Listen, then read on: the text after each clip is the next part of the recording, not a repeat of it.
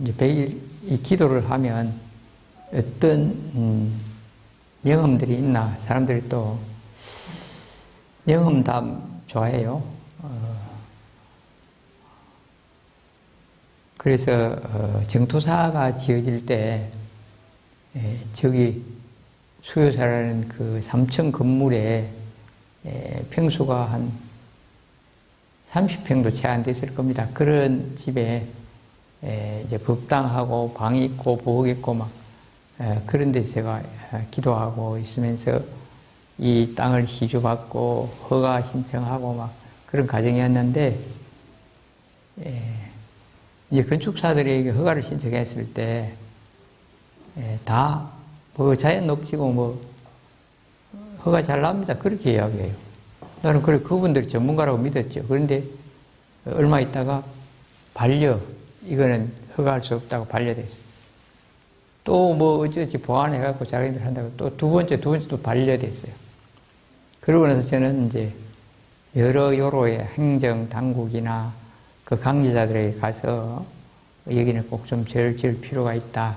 그런 설명도 하고, 그런 노력을 했어요. 하기도 하고, 기도도 또 열심히 100일 기도를 했는데, 100일 기도를 두 번째 할 때입니다. 두 번째 하는데, 간세음보살 정건 기도를 했어요. 100일 기도를 하는 중에, 이제, 그, 관세음보살 이렇게 막, 목탁을 열심히 치고 연불을 열심히 하고 있는데, 그 눈을 잘 감고 했는가 봐요. 그럴 때 막, 이 골짜기 저 입구에서 막, 물이 팍, 맑은 물이 쏟아지고 막, 물이 많이 흘러가요. 예, 무슨 계곡물처럼. 그런 걸 타고, 물이 확 쏟아지네. 이게 뭐지? 그러다가 이제 또 다시 그 순간이 가버리고 눈 뜨고 또 기도를 했어요.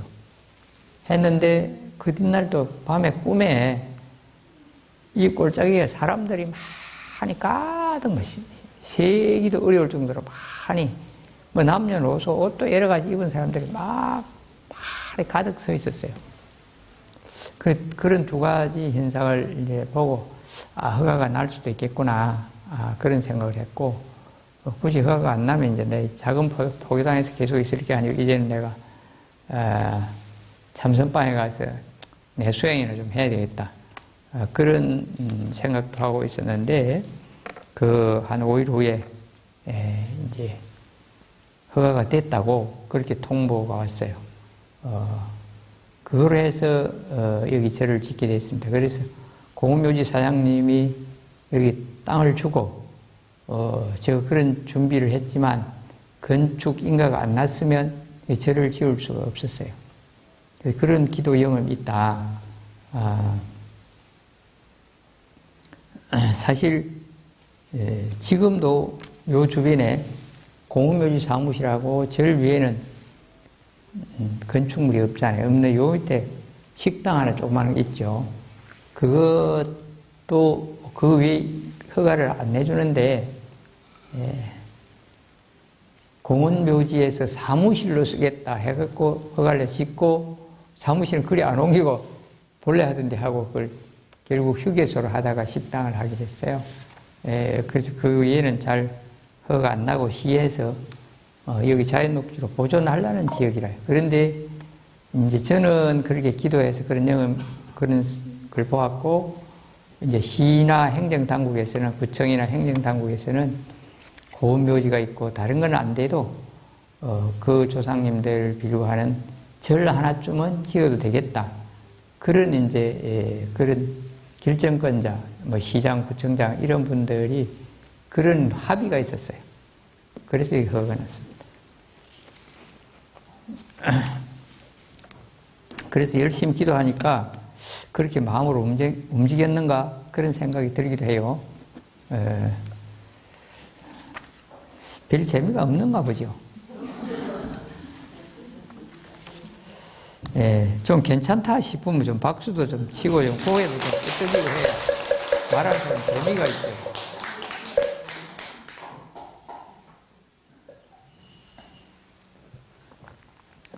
그런데 또 어떤 분은 아이고 스님 너무 이야기에 내가 몰입하다 보니까 박수 칠 여가 없고 깜빡했어요. 그럴 수도 있어요.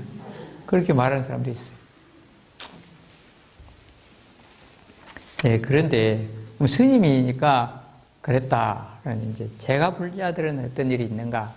뭐 제가 불자들도 여기 기도를 해서 영음이 있었다는 이야기는 뭐 많이 있습니다. 많이 있는데 그 중에 좀 간단하고 재미있는 것만 2개 소개할게요. 예, 그 여러 해 전인데 여기 벨 기도를 하고 자기 딸이 이제 진학해야 되는데 그 시험 치고 그날 저녁에 꿈에 이 학생의 어머니입니다. 어머니가 여기 기도하러 열심히 하고 그런데 이제 정토사 주의 스님하고 자기하고 같이 학생하고 서희 그 시험 치는 학교에 갔대요. 그래갖고 저 벽에 번호를 쑥쑥 저 봐봐라 저기 수험 번호 저기 합격자 번호에 있잖아. 스님이 그러더래요. 근데 거기에 이제 자기 딸 수험 번호가 선명하게 보였다는 겁니다, 꿈에. 그리고 합격됐다고, 정토사 부처님 덕에 막 스님 덕에 합격됐습니다 하고 막, 전화도 오고, 또 오고 자랑도 하고 그랬어요. 그런 일이 있는가 하면, 또 한 분은 이제, 학생 원서를 써야 되는데, 이제 대학교 가는, 수능 시험을 받고, 대학교 입학 원서를 해야 되는데, 이제, 어느 학교에 넣을까, 뭐 어떤 과목을 갈까, 그렇게 고민하는 학생이나 부모가 많이 있습니다. 그런데 이제 미리부터 딱 정해놓고, 또 담임 선생님하고 상담해서 뭐 어느 정도 가겠다 보통 그리 하지만은, 그래 이제 이 학생은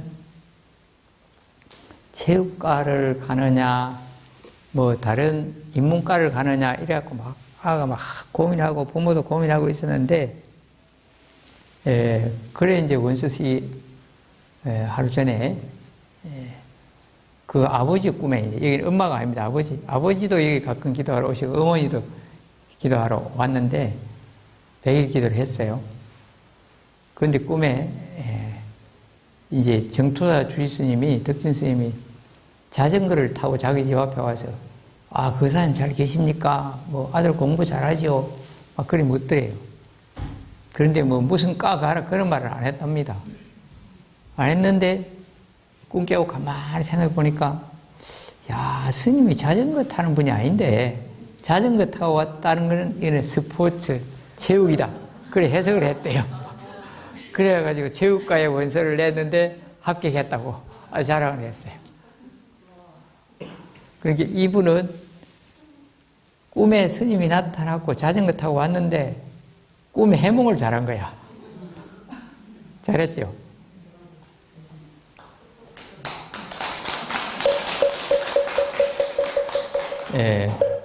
그래서 꿈 해몽을 잘해서 그렇게 됐다. 근데 이제 뭐 우리 정토사 다닌 분들은 불교대학 공부도 하고 또 기도도 열심히 하고 해서 그런 분이 아주 드문데 이제 그 전에 진학기도 많이 하고 막 절에 자주도 좀 안 오고 자주 와도 그런 사람도 있고 그래 이제 기도하러 많이 오는데 막 떨어졌다. 자기 학생이 떨어졌다. 그러면 막 아이고가 막 무릎이 아프도록 막 씨가 빠지도록 기도를 하고 막 시도 하고 막 떡도 올리고 열심히 했는데 우리 아들 저 낙방한 거는 말짱 헛일이다. 부처님 아무 영감 없다. 그 이웃 사람들한테 막 그렇게 떠들어대는 거야. 그런 걸 뭐라고 하는 줄 알아요?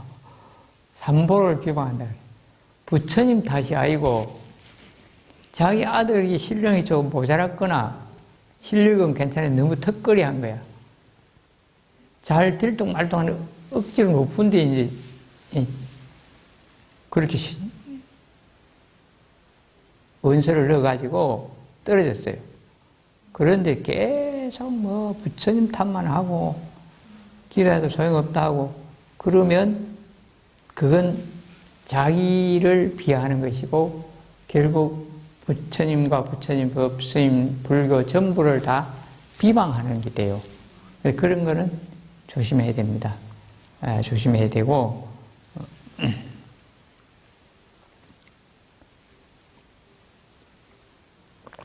그러면서 이제,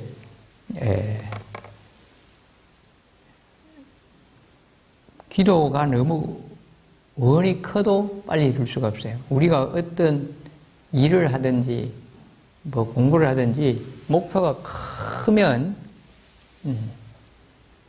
미천도 많이 들고, 기간도 오래 걸리고 그래요. 뭐 집을 하나 짓기도 크게, 하면 돈도 많이 들고, 시간도 오래 걸리잖아요. 그 다음에 공사를 해도 더 큰 도로를 크게 하면 오래 걸리고, 경비도 자본도 많이 들고, 조그만 거 하면 빨리 되고, 그런데, 그래서 내 능력에 비해서 너무 큰 걸 원하면, 그거는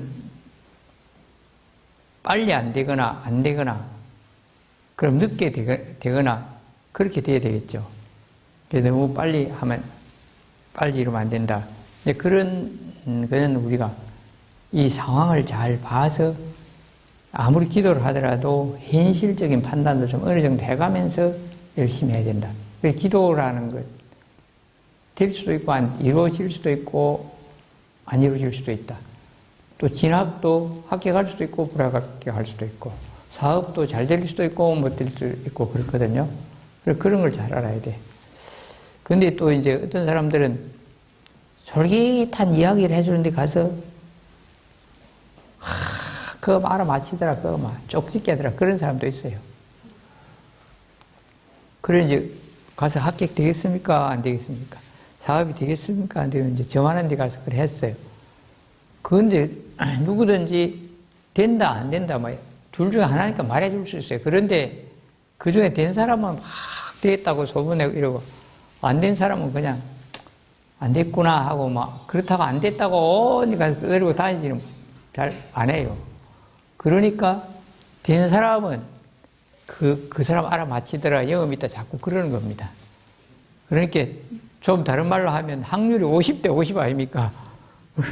그렇게 그러면 이쪽 한쪽 보고 말하면 될 수도 있고 안 될 수도 있는데, 그 중에 된 사람은 50% 쪽에 된 사람은 맞히더라 이렇게 되는 거예요.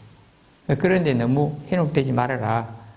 뭐 우리가 불교 공부를 열심히 한 분은 그런 분이 없을 겁니다. 없는데 너무 원이 크니까 안 됐다 그런 걸 제가 얼마 전에 온양 온천을 발견한 그 어머니 이야기도 했어요. 이제 이 사람은 자기가 절름발이인데 아들이 멀쩡하고 잘생겼는데 자꾸 아들 며느리감 안 생긴다고 아들 혼자만 계속 해달라고 그렇게 100일 기도하니까 안 돼요. 그래서 꿈에 이제 관세음보살 나타나고, 네가 그 원의 순서가 들어있다.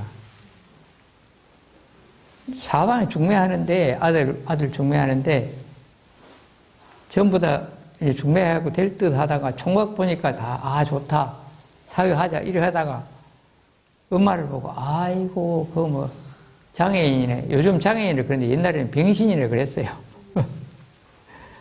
그러면서 이제 혼사를 안 한다고 하니까 하다 여러 군데 하다 아들 혼사가 안 되니까 이제 절에 가서 기도를 했는데 그렇게 했어요. 그러니까 그럼 부처님 어떻게 하면 됩니까? 아들이 문제가 아니고 네가 다리가 절름발이가 되어 있어. 그러니까 다리부터 고쳐달라고, 다리가 정상적으로 걸어다니게 하려고 해달라고 기도를 해라 그랬대요.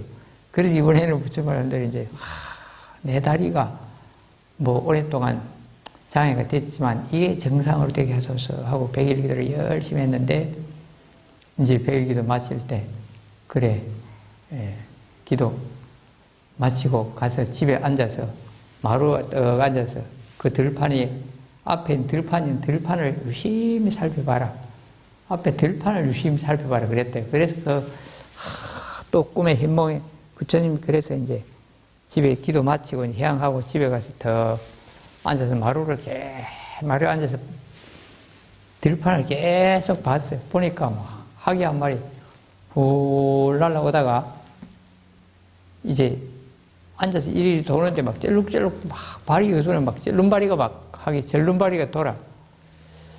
그래 뭐 가운데 뭐 또 들어가서 막 물에 부득거리고 나오더만 또 도는데 또 절름발이 막 몇 번. 그 나중에는 이제 그래 물에 막 부득거리고 나와고 정상으로 차장 몇 바퀴 돌다가 훅 날아갔대요. 그래 야 뭐 저기 뭔가 있다 싶어서 가보니까 따뜻한 물이 겨울인데 따뜻한 물이 솟아났어요. 아 이게 약물이구나.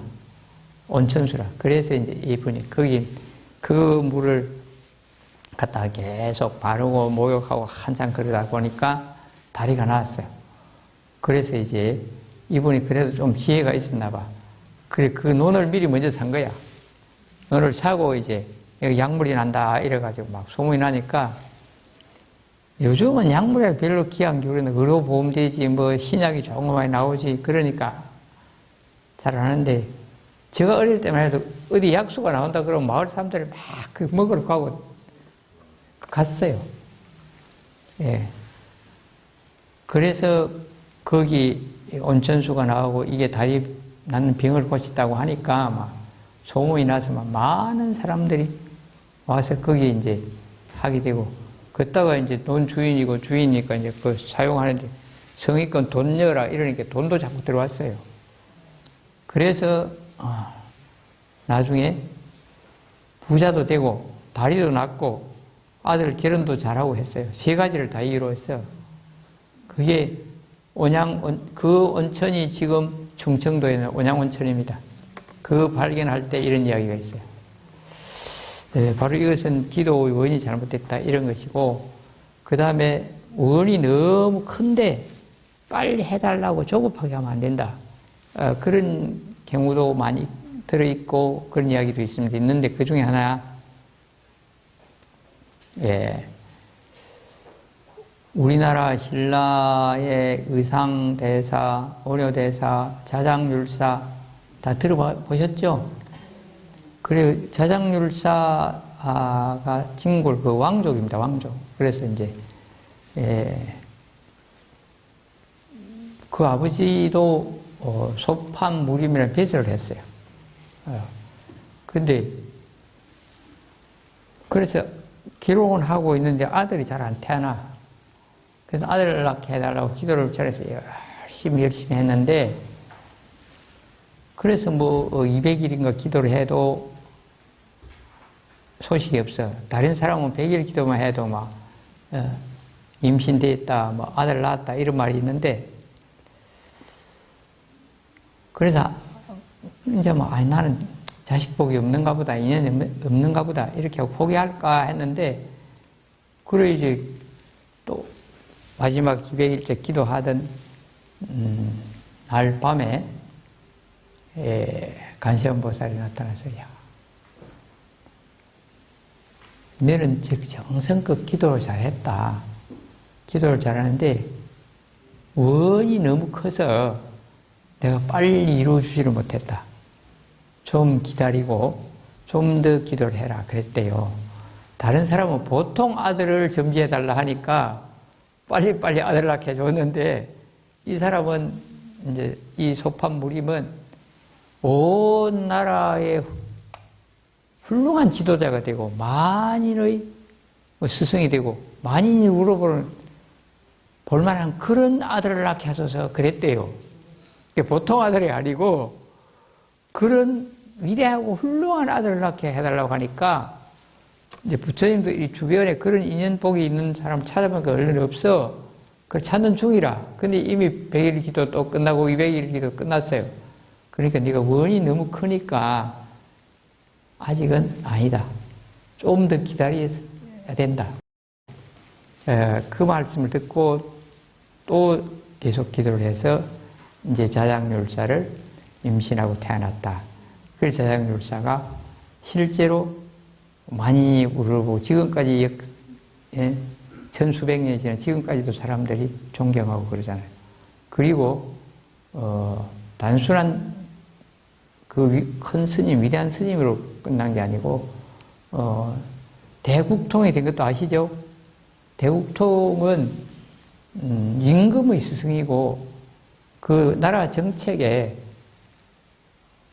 중요하게 할 수 있는 그런 역할, 아마 국무총리직인지 그런 중요한 소임도 나중에는 맡으셨어요. 처음에는 선덕 여왕이 뭐 재상하라고 오라고 해도 안 가겠다. 나는 수행하고 하겠다. 그걸 안 갔죠.